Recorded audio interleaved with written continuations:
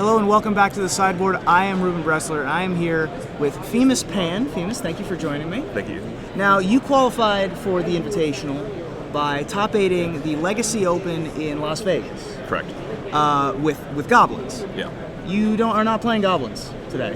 You are bringing something quite different to the table. Tell everybody at home what you're running today.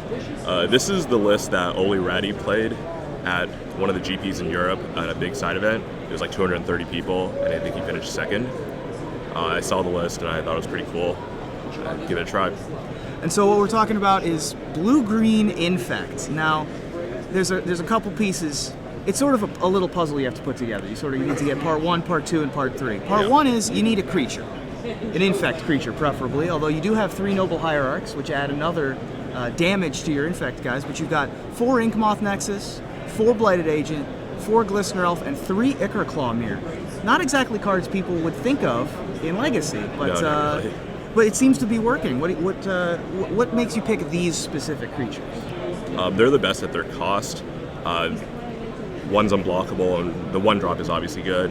And then you need more creatures, so you can call Mirror as the last one. Right, and of course Inkmoth Nexus is all basically unblockable in Legacy. The only things with flying are like Vendilion Click and Scrib Ranger. Right. Or maybe a couple flip other delver's things. never untapped. A flip delver, never right? untapped Yeah, anyways. exactly. So now step 2 is find a way to make your Infect creature big. Now every pump spell basically is double when it goes on an Infect creature. Right. And you've got, of course, the 4 Invigorates and the 4 Berserks, which are, I think, the biggest parts. But am I wrong in that? Or No, those are the biggest parts. Most of the pump spells are +4/+4, and so it automatically combos with a 1-power Infect guy and the Berserk to naturally do 10. right, and you've got Might of Old Krosa, Singleton Groundswell. You also have a Rancor, Yeah.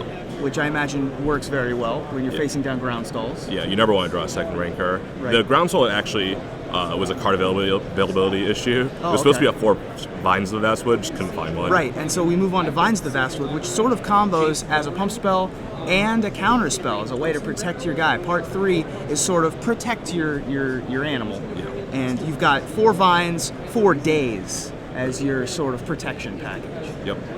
And so you're also running Brainstorm because it's Legacy. Yeah. But you're running Gitaxian Probe. Talk to the folks at home about Gitaxian Probe real quick. You basically, this plays as a combo deck, and so I just want to look at their hand, see if Coast is clear to go all in on the pump spells. Right, and I missed one pump spell, and that would be Pendlehaven, which I was watching your last match, and that seems to be doing a little bit of work. I like that one a lot. It's pretty good. All the guys are 1/1, and it's basically a free roll. Right. Let's move briefly over to your sideboard here, if you would tell me a little bit about some of the cards I see here. I think everybody can understand what Fairy Macabre is for. What's Nature's Claim specifically for? I think there are some enchantments out of Enlightened Package sideboards of the Counterbalance deck, and so, like Mode or Humility that I might want to kill. Also, the 4 life is irrelevant in this matchup.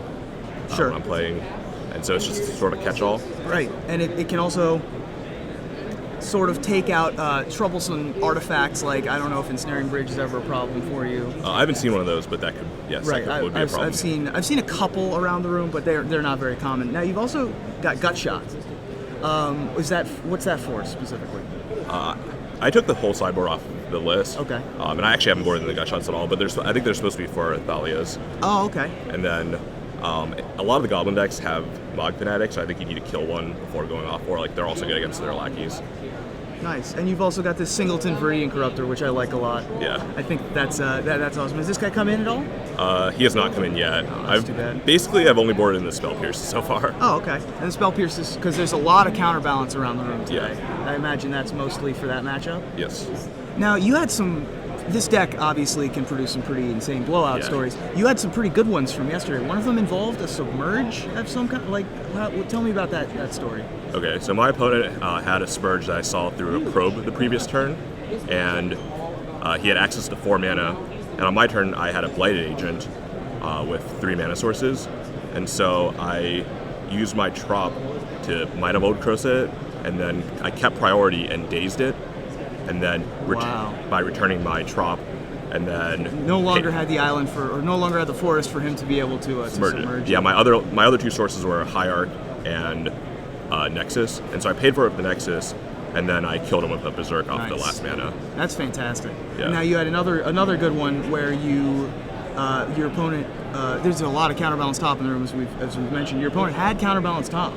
Yeah, and so he was on the play, and he had top counterbalance the first 2 turns, and I'd seen the rest of his hand was lands from my first turn probe, and then on my second turn I had Elf in play, and I played a land, Might of Ode Krosa, and he responds by topping, and then in response to the top, I cast Invigorate and Berserk and kill him. Nice. That's pretty great. Yeah, it's one of the better stories. Well, this deck looks like a ton of fun to play. Your rounds don't go very long, I No, they imagine. don't. And so, Phimus, good luck the rest of the tournament. Thanks, Thanks for Ruben. being in the sideboard with me.